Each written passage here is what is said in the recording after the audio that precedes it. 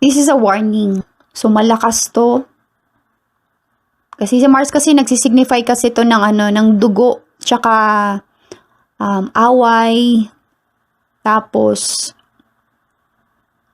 gulo. It's more than just a contract. It is a covenant. Sagrado po siya sa mata ng Diyos. At pangalawa po, sabi, and the marriage bed kept pure. Ibig sabihin po, undefiled. Mag-holy. Yung second point po, it is exclusive. Kumbaga, yung katawan mo is only for my partner's eyes only. Okay? For God will judge the adulterer and the sexually immoral. Number 3 po, may consequence po. Yes, it's sacred. Na pangalawa, it's exclusive.